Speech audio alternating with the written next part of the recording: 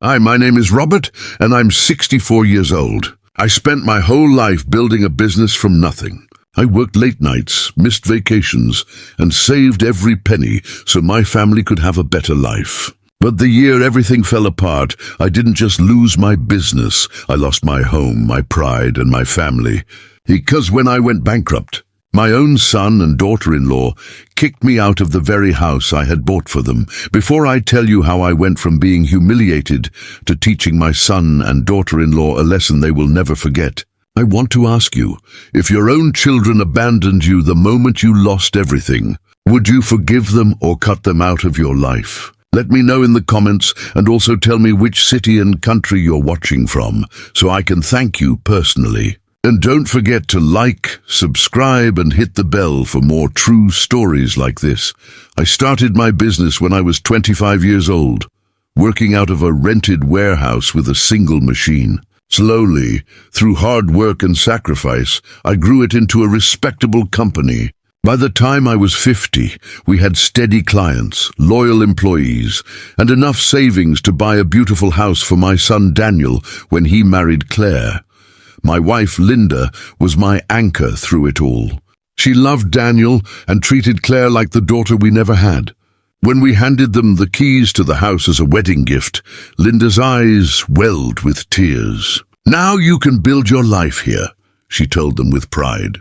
3 years later, tragedy struck. Linda fell gravely ill. Watching her health fade was like watching the sun set on my world. Daniel visited her often, but Claire kept her distance, complaining about hospital costs and saying I should think about the future instead of throwing money away. When Linda passed, a part of me died too. I buried myself in work to cope, but then the recession hit. My biggest client went bankrupt, orders dried up, and I had to sell my cottage and pour every last cent into the business to keep my employees paid. But it wasn't enough. Within months, I lost everything. I went to Daniel's house, technically still my house, hoping to stay until I could get back on my feet. Daniel welcomed me politely, but Claire's expression said everything. She sighed whenever I used the kitchen, complained if I left a light on, and whispered to Daniel when she thought I couldn't hear. One evening, Claire finally snapped. "Robert, this isn't working," she said, her tone icy. "You need to move out. We have our own life." I looked at Daniel, silently pleading with him to speak up for me, but he stayed quiet. The next morning, my suitcase was by the door. "Dad," Daniel said softly, "Claire's right. This isn't good for us. You'll figure something out." I stepped out into the cold air with just a small bag and Linda's photo in my pocket, feeling as though I had buried her all over again. I spent my first night in a cheap roadside motel. The smell of mildew and cigarette smoke clung to the room. I lay on the thin mattress, staring at the ceiling, clutching Linda's wedding ring in my hand. For the first time since she passed, I cried, not just for her, but for myself. The next morning, I went to the bank, hoping there might be a small reserve I'd forgotten about. There wasn't.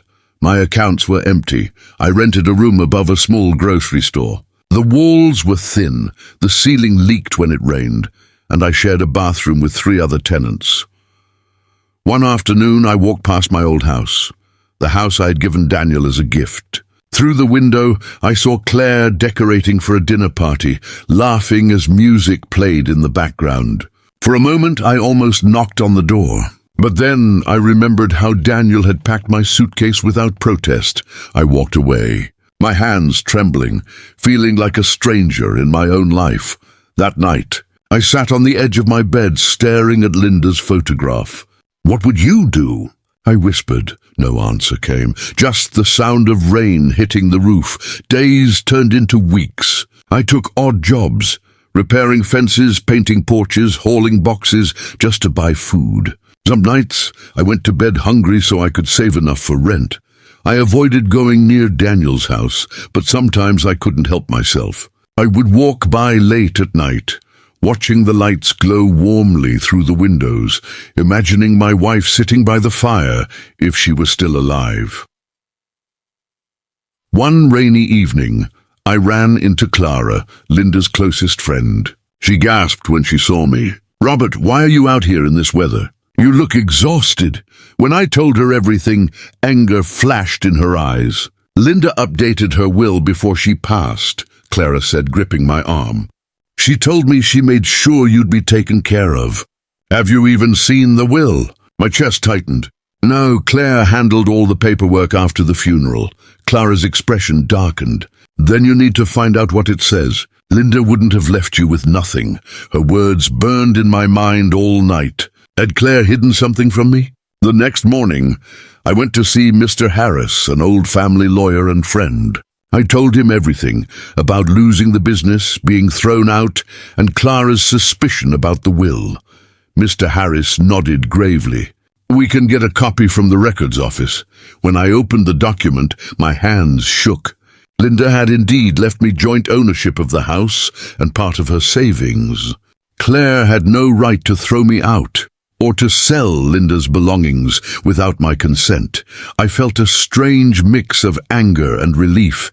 For months, I had lived with the shame of being homeless, when all along I had a legal right to stay in that house. Mr. Harris looked me in the eye. "Robert, you can take them to court." But I shook my head. "No, this isn't about revenge. This is about respect, about teaching Daniel what it means to honor his family. We made a plan. Mr. Harris would prepare the documents, and we would present them to Daniel and Claire face to face. I wasn't going to sneak around or hide. This time, they would hear the truth from me directly, and in front of people who mattered. For the first time in months, I felt strong. The night of Daniel and Claire's big dinner party, I stood outside the house with Mr. Harris beside me. My heart pounded in my chest. Through the window, I saw them laughing with friends, toasting glasses as though nothing had ever happened. I rang the bell. The room went silent when they saw me standing there. Claire's smile froze. "Robert, what are you doing here?" I stepped inside, calm but firm. "I came to claim what's mine."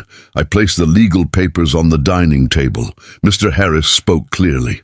"According to Linda Thompson's will, Robert retains joint ownership of this property and had full right to stay. Furthermore, the sale of his late wife's personal belongings without his consent was unlawful." Claire's face turned pale.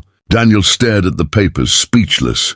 "I didn't come here for revenge," I said, my voice steady. "I came to remind you of who I am. I gave you this house, Daniel. I built everything you have, and when I fell, you turned your back on me." Daniel's eyes filled with tears. For the first time, he looked ashamed. "Dad," he whispered, "I'm sorry." In the weeks that followed, Claire quietly moved out, and Daniel returned some of Linda's belongings to me. But I didn't stay in that house. I used my rightful share of Linda's savings to buy a peaceful little home of my own. Daniel visited often, helping me repair the garden and repaint the rooms. Slowly, the wall between us began to crumble. One quiet evening, as we sat on my porch, Daniel said, "Dad, I was wrong.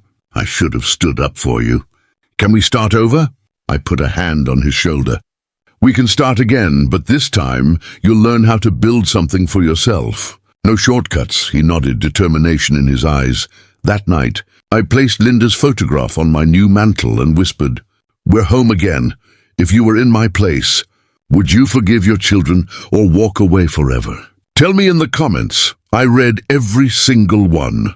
And don't forget to like, subscribe, and hit the bell so you never miss another emotional story that reminds us of family, resilience, and second chances.